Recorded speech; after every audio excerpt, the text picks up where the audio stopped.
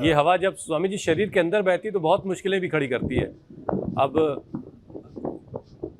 Joints और muscles की परेशानी भी इसकी वजह से बढ़ती है जब वात दोष बढ़ता है स्वामी जी, और जोड़ों में दर्द, सूजन और अकड़न, रूमेटाइड आर्थराइटिस और मूवमेंट में भी लोगों की कमी आ जाती है।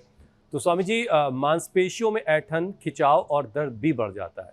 तो स्वामी जी जरा सा जॉइंट्स को और मांसपेशियों को दर्द से, जलन से, अकड़न से कैसे राहत मिलेगी? के लिए 3 चीज़ों का ध्यान रखना जरूरी है। एक तो vitamin D, B12, calcium, iron आदि ये कम ना हो।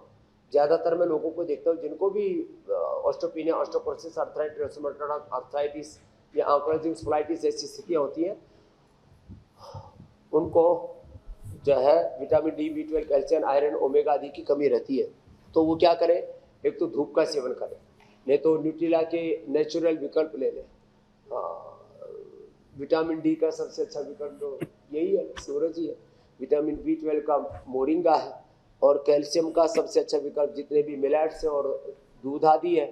और फिर कैल्शियम फास्फोरस के लिए ये मिलेट्स, रागी बाजरा आदि अनाजों में सबसे बेस्ट है। फिर सूक्ष्म व्यायाम करें, और बहुत ज़्यादा वात बढ़ा हुआ है ना तो पीरानिल गोल्ड खाली पेट ऑर्थोग्रिड खाने के बाद, या अश्वशिला, योगराज, महायोगराज, फिर हड्डियाँ अंदर से भुरभुरी हो गई तो लाक्षादी गुग्गल, और नाड़ीगत वात आ गया तो त्रिदशांग गुग्गल, और ये सूक्ष्म व्यायाम बड़ा अच्छा काम करता है। और प्राणायाम 1-1 घंटा कपालभाति, 1-1 घंटा हम अनुलोम विलोम करा देते हैं। और ऐसे टेढ़े मेढ़े हो चुके हैं ना जो वात रोगों से, उनको भी हम अच्छा कर देते हैं। तो मसल्स के लिए सबसे अच्छा होता है फिर अश्वगंधा या अश्वशिला। और हाँ, इसमें स्पिरुलिना बड़ा अच्छा काम करता है, इसलिए मैं 5 चीज़ें बताता हूँ, उसमें सारा समावेश हो जाता है। और ये 5 में से 3 तो सबको मिल ही जाएंगे कम से कम। एलोवेरा, गिलोय, पारिजात, निर्गुंडी, सहजना। फिर से बोल रहा हूँ, एलोवेरा, गिलोय, पारिजात, निर्गुंडी और सहजना, इनका रस पीने से ना सारे वात रोग दूर हो जाते हैं, हम वात से निर्वात हो जाते हैं। लो, तो ये वात रोगों की लंबी श्रृंखला है, जिनको स्क्लेरोसिस है, एंकाइलोजिंग स्पॉन्डिलाइटिस है, और ये ANA, AVN, HLB27 आदि जो बढ़ जाता है ना, RF, CRP और जितने भी पेन मार्कर्स, उसके लिए बस दही, छाछ, टमाटर, खट्टी चीज़ें बंद करें। गोखरू का काढ़ा और गोध है ना, पूरे शरीर को अंदर से धो देता है। और जितने भी एसिडिक चीज़ें हैं उनसे बचें। एल्कलाइन वाटर, यज्ञ की भस्म से हो जाते हैं। वैसे तो वातेष्टि करा करके उसका यज्ञ की भस्म को पानी में डाल करके हम पिला देते हैं।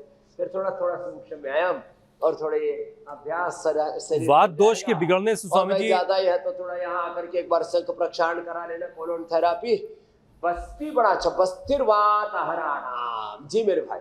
स्वामी जी, वात दोष जब बिगड़ता है तो कई सारी परेशानियां होती है, उसमें से एक परेशानी पाचन तंत्र से जुड़ी है। लोगों को कब्ज, गैस, अपच, पेट में सूजन, मरोड़, दर्द, ये सारी चीजें परेशान करती हैं। तो पाचन की इन सारे परेशानियों से कैसे निजात मिलेगी? और स्वामी जी, बारिश के मौसम में हाजमे की टेंशन अगर ना रहे तो फिर कहना ही क्या है?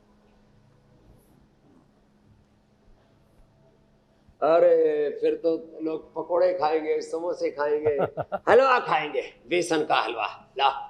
तो भाई ये सब खाना है ना, तो पहले एक तो मंडूकासन और योग मुद्रासन, तो यूं बैठ करके, और यूं ना होना बैठ करके तो कम से कम कुर्सी पर बैठ करके ही कर लेना। मंडूकासन और ये पवन मुक्तासन, ये 2 आसन तो बड़े जबरदस्त है पाचन के लिए।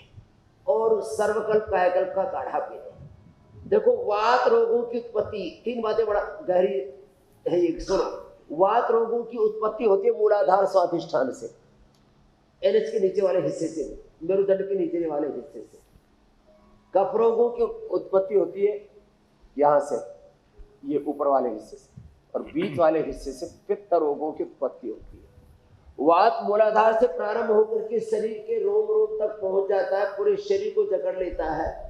कफ फेफड़ों से, श्वसन तंत्र से प्रारंभ होकर के पूरे शरीर में मोटापा, इन्फ्लेमेशन और सिस्ट आदि के रूप में फैल जाता है, ओबेसिटी के रूप में। और पित्त जो है वो पित्ताशय से प्रारंभ होकर के आंखों में लालिमा आ जाती है, पेशाब एकदम लाल जैसा हो जाता है, पायस किसक, फिस्टुला और चर्म रोग हो जाते हैं, बीपी बढ़ जाता है, गुस्सा बहुत आने लगता है।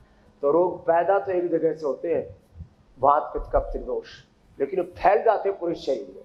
तो पवन मुक्तासन उत्तान पादासन करेंगे और गैस कब जैसे किसी भी तरह से कोई रोग ना होना, सप्ताह में एक बार कम से कम एरंड तेल, चाहे खाली पेट ले लो चाहे रात को दूध के साथ ले लो। और भाई जिनको एरंड तेल से थोड़ा बकबका सा लगता है तो कम से कम खाली पेट बादाम तेल या इसका तिल का तेल तो रोज ले सकते हैं। सप्ताह में एक बार कम से कम एरंड तेल भी रात को तेज गर्म दूध में डाल करके और थोड़ा उसमें हनी डाल लो या थोड़ा साथ में मुनक्का खजूर आदि थोड़ा सा खा लो तो बकबका भी नहीं लगेगा और पूरा शरीर शुद्ध हो जाएगा।